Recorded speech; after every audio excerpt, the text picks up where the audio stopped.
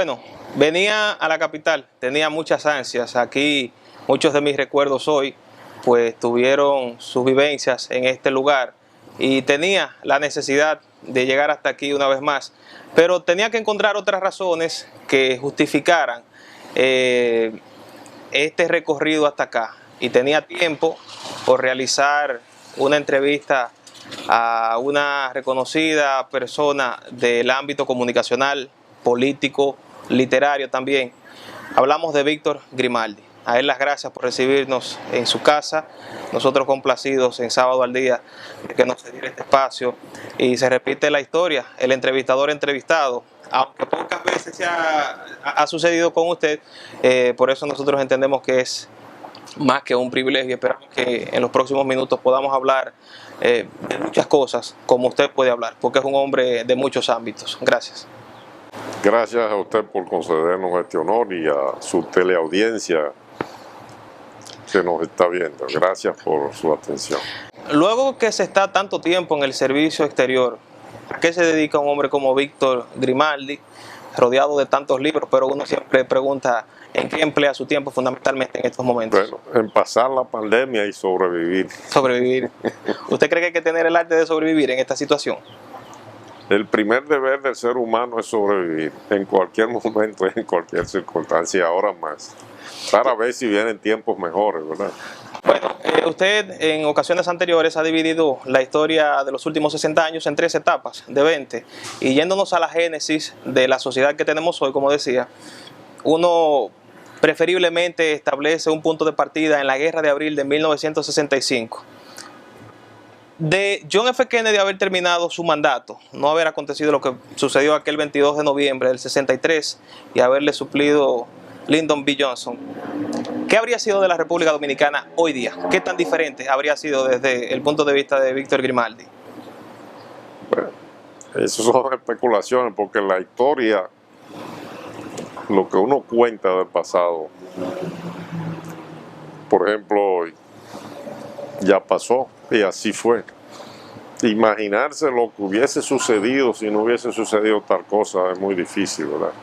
Uno entiende que con la simpatía que hasta el momento de su muerte tenía el presidente Kennedy, era seguro que ganara una reelección en el 64, como se esperaba. ¿Habría una persona con las características humanas de John F. Kennedy autorizado una invasión como la que tuvimos aquí? En el año 65. Sí. La invasión de 1965 se planificó en el año 1960.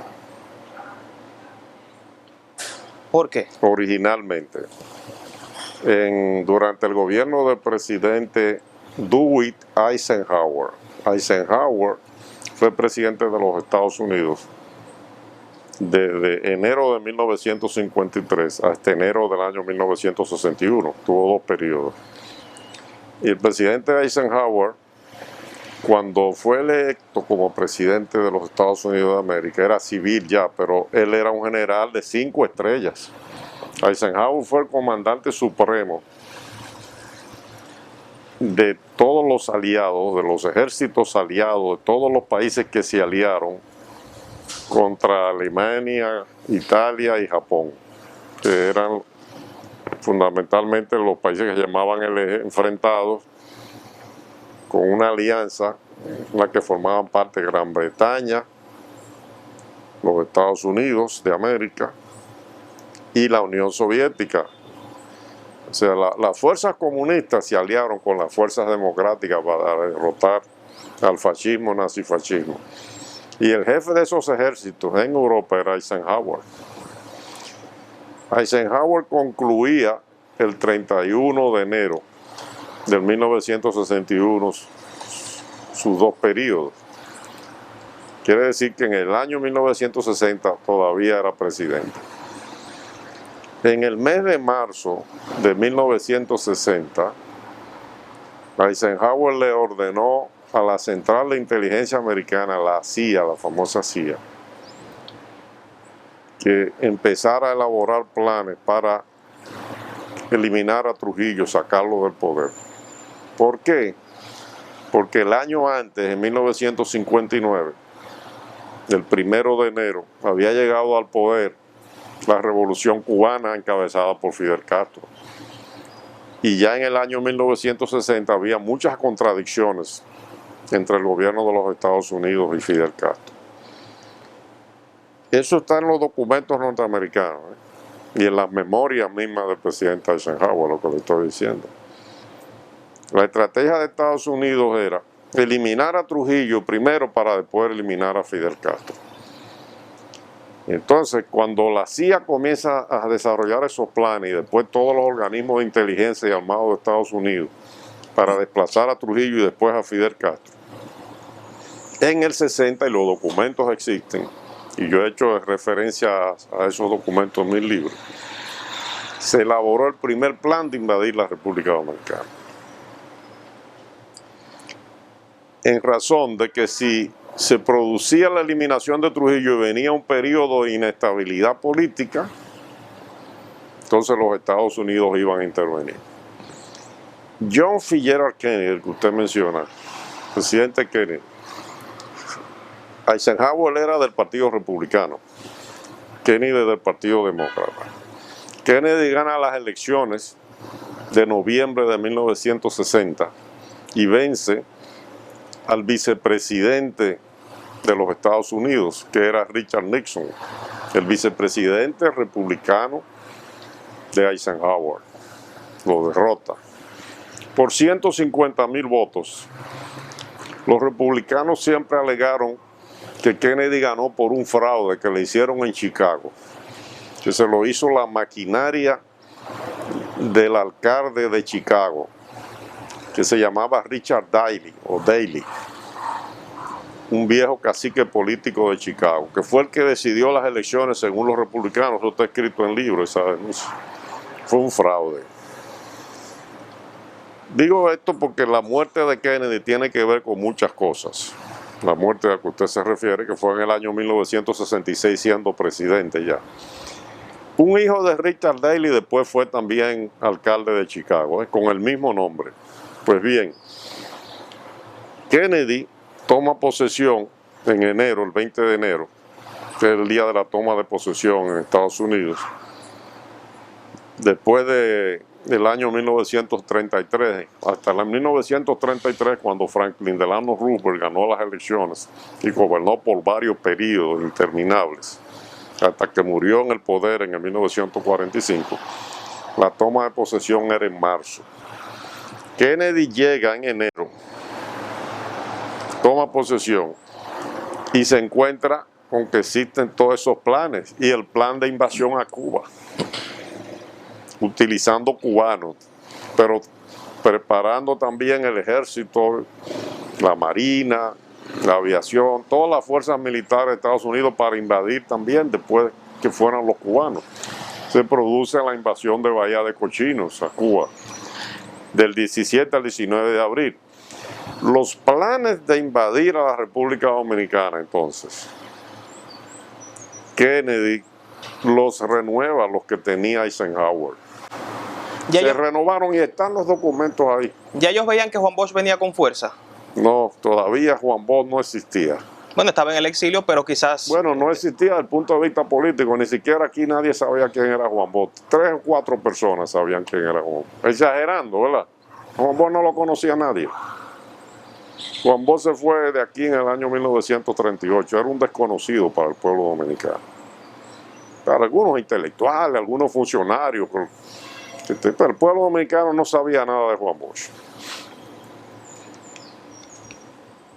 Se produce el hecho del 30 de mayo, la eliminación de Trujillo, que fue un plan en el cual estuvieron involucrados los Estados Unidos, aunque en los últimos días el presidente Kennedy dijo, tengan cuidado, nosotros, si el hecho tiene éxito, cuente con nuestro apoyo, pero ni que sí ni que no. Pero en definitiva, el grupo, con algunas excepciones naturalmente, que las hay, pero el grupo que participó en el plan para eliminar a Trujillo estaba estimulado por la embajada, y los documentos están ahí, la embajada de Estados Unidos y el gobierno norteamericano. Entonces, ese plan de invadir la República Dominicana que usted me pregunta, que si Kennedy hubiese sido presidente en el 65 y se producen las cosas igual, que si él hubiese invadido, yo creo que sí, porque es que era un plan viejo y él lo había renovado. Entonces pasó una de dos cosas: o estábamos dormidos como sociedad y no esperábamos esta jugada fatal para nuestro desarrollo, porque usted también mismo ha dicho que esto representó atraso para la República Dominicana, o ha habido manipulación de la historia al indicar el punto de partida. Pero es que el golpe de Estado del 25 de septiembre de 1963 se produjo siendo Kennedy presidente de los Estados Unidos. Pero no solo aquí, hubo golpes de Estado en otros países de América Latina, en Honduras, en Argentina, en muchos lugares, siendo Kennedy presidente.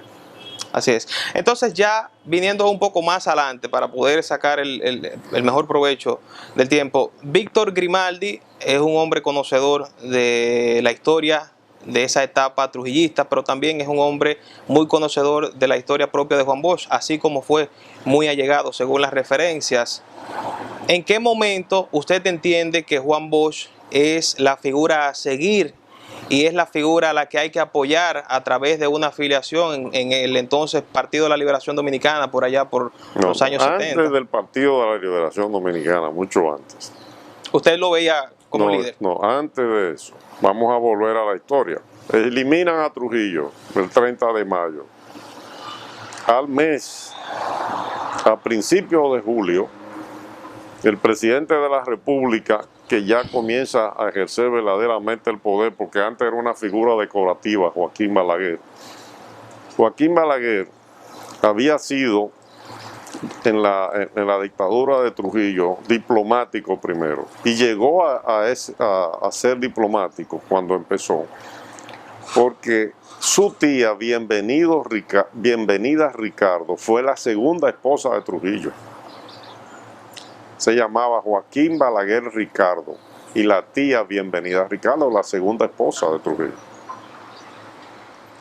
Una señora con quien Trujillo, mientras fue presidente, no tuvo hijos, pero después tuvo una hija, después que se divorciaron siendo presidente. Curioso, ¿no?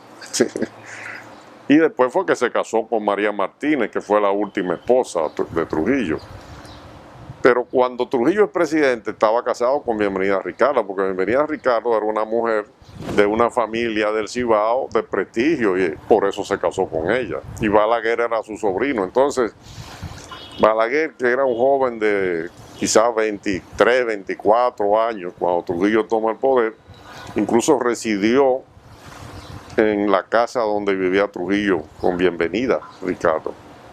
Ahí mismo donde está el Palacio Nacional, que no existía, pero había varias residencias. En una de esas residencias vivió Joaquín Balaguer. Entonces, Balaguer siempre estuvo vinculado a Trujillo, hasta por razones no solo políticas y no familiares. Hizo una carrera diplomática, después fue ministro de Educación, después de Relaciones Exteriores. Pero en el año 1957, cuando se creó de nuevo, en ese año con una reforma constitucional, la vicepresidencia, que había sido eliminada en el año 1942,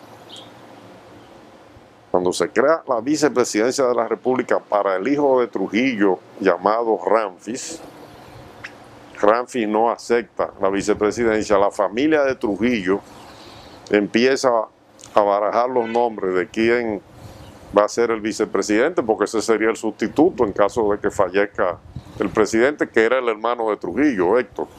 Presidente desde el año 52 era el hermano de Trujillo, Héctor Bienvenido. Héctor Bienvenido. Pero en el 57 crearon la vicepresidencia, porque eran periodos de 5 años. Para Ramfis, Ramfis no la acepta. Entonces la familia decide, barajan varios nombres, y dicen que Balaguer es el que no aspira de todo, el que no tiene ambición. Hay cosas que no varían porque todavía se están creando posiciones en política. Bueno, y lo escogen para la vicepresidencia. Entonces es el vicepresidente en agosto de 1960, cuando la Organización de Estados Americanos y todos los países de las Américas deciden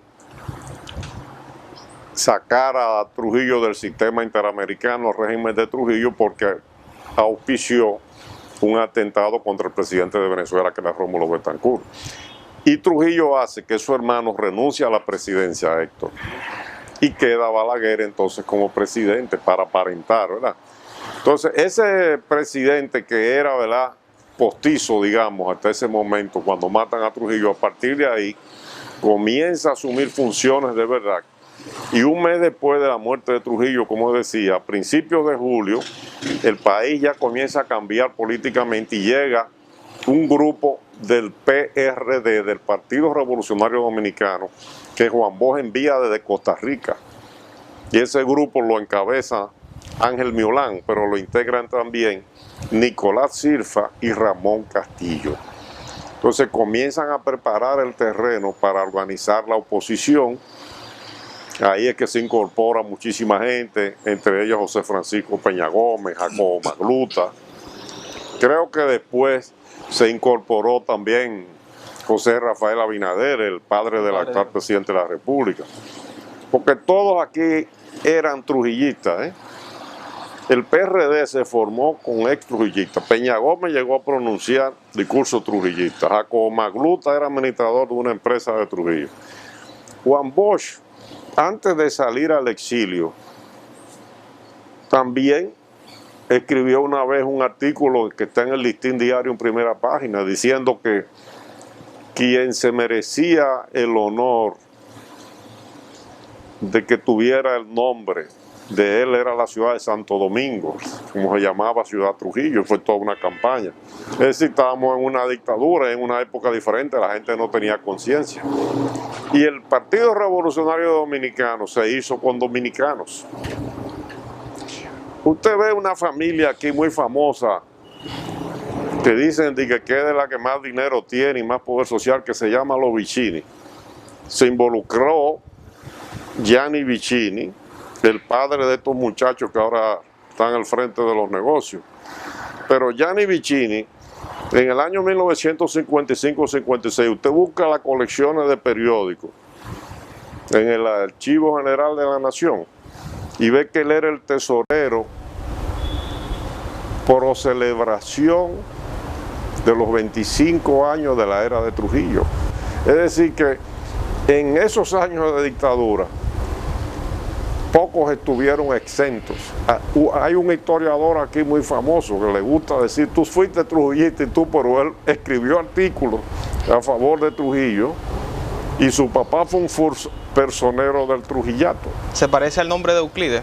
No, mi amigo Euclides es otra cosa, nunca lo ha negado, porque Euclides nunca ha acusado a nadie de trujillista, es otro. Bueno. Pero le decía esto porque se fueron creando las condiciones y Juan Bosch ya regresa aquí el 20 de octubre de 1961, siendo el líder del PRD, del Partido Revolucionario Dominicano.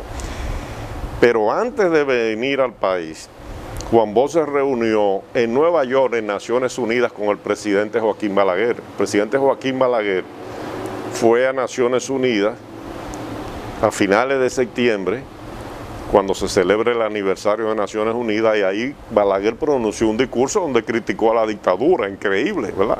El presidente que venía de la dictadura. Pero esa es la política.